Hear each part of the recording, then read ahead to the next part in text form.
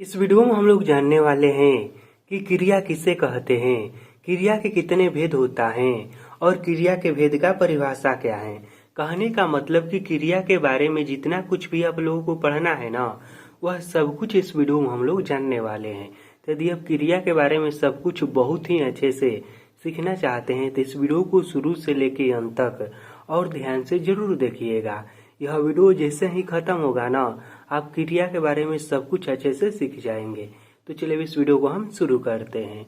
तो सबसे पहले हम क्रिया के परिभाषा से शुरुआत करते हैं। तो देखिए, क्रिया को इंग्लिश में कहा जाता है वर्ब।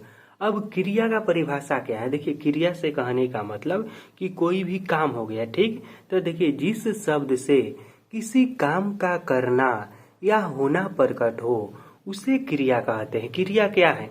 क्रिया कोई भी काम है।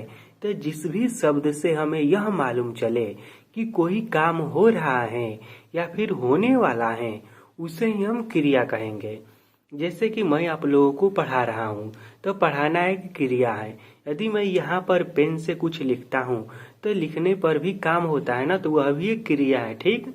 तो जैसे कि खाना हो गया, पीना हो गया, सोना हो गया, पढ़ाना हो गया, लिखना हो गया, जगना हो गया, यहाँ पर लिखना भी दिया है, देख लीजिए। इस तरह से जो भी यह सब काम है वह सब क्या है? वह सब क्रिया है, ठीक। अब देखिए, संज्ञा, सर्वनाम और विशेषण की तरह क्रिया भी विकारी शब्द हैं। इसके रूप जो है ना, लिंग, वचन और पुरुष के अनुसार बदलते रहता है। देखिए, क्रिया ऐसा शब्द है जिसका रूप जो है ना, लिंग, वचन और पुरुष के साथ बदलता रहता है। अब हम यह समझते हैं कि क्रिया के मुख्य रूप से कितने भेद होता है। तो देखिए, सामान्य रूप से कर्म, जाति तथा रचना के आधार पर क्रिया के दो भेद होता है। क्रिया के मुख्य रूप से कितने भेद होता है? तो क्रिया के मुख्य रूप से दो भेद होता है। और इन भेदों को किन आधार पर बांटा गया है? तो इन भेदों को कर्म के आधार पर, जाति के आधार पर तथा रचना के आधार पर बांटा गया है। अब क्रिया के कौन कौन से दो भेद हैं? तो पहला है अकर्मक क्रिया और दूसरा है सकर्मक क्रिया, ठीक। अब इसके भेद का भी परिभाषा हम समझ लेते हैं कि किसे हम अकर्मक क्रिया कहेंगे और किसे हम सकर्मक क्रिया कहेंगे। तो देखिए, जिस क्रिया के कार्य का फल कर्ता पर ही पड़े उसे अकर्मक क्रिया कहते हैं। अकर्मक क्रिया का कोई कर्म नहीं होता है, इसीलिए इसे अकर्मक क्रिया कहते हैं। देखिए, इसके नाम में ही इसका परिभाषा है। यहाँ पर है अकर्मक क्रिया। तो देखिए, किसी भी शब्द के आगे यदि अ लगा जाता है तो वहाँ पर ना का बोध होता है, यानी कि जिसमें कर्म न हो वही तो है अकर्मक क्रिया। तो देखिए, जिस क्रिया के कार्य का फल कर्ता पर ही पड़ता है उसे ही अकर्मक क्रिया कहते हैं। जैसे कि श्याम रोता है, तो यहाँ पर देखिए, रोना का फल डायरेक्ट श्याम पर ही पड़ता है, यानी कि श्याम करता है ना, इसी पर पड़ता है। इसमें कर्म कहाँ है? रोना, हंसना, यह सब कर्म नहीं है ना। इसलिए जिस भी क्रिया में कर्म नहीं होता है उसे हम अकर्मक क्रिया कहेंगे।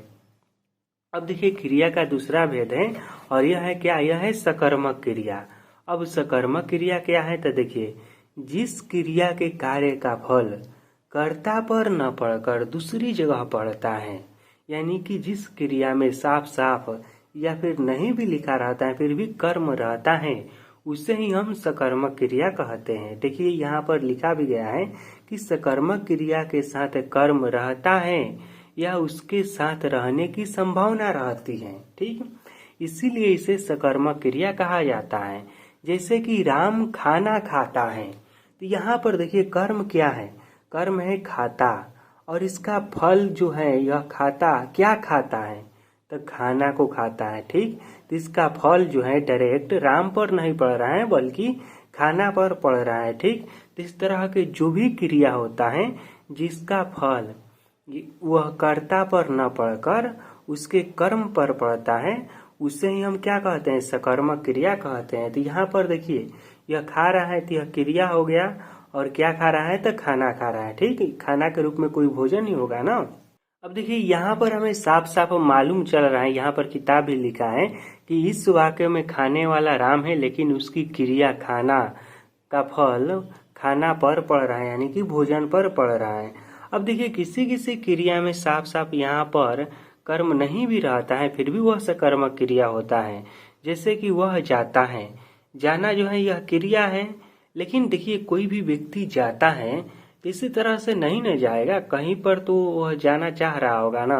जैसे कि कोई व्यक्ति विद्यालय जाता है या स्कूल जाता है या मार्केट जाता है या खेलने जाता है या कहीं पर भी जाता है, तो वहाँ पर जो है ना देखिए इस वाक्य में भी जाना जो है ना जाता है क्रिया सकर्मक है, क्योंकि इसके साथ किसी कर्म का उल्लेख नहीं रहने पर भी ना उसकी संभावना होती है कि वह कहीं पर जा रहा है। जैसे में देखिए आपका किताब भी दिया हुआ है कि विद्यालय, पटना, घर, इस तरह से, ठीक। इस तरह से जो भी वाक्य रहता है, जैसे कि यहाँ पर दिया गया है, वह जाता है, वह खाता है, यह सब क्या है, यह सब सकर्मक क्रिया है।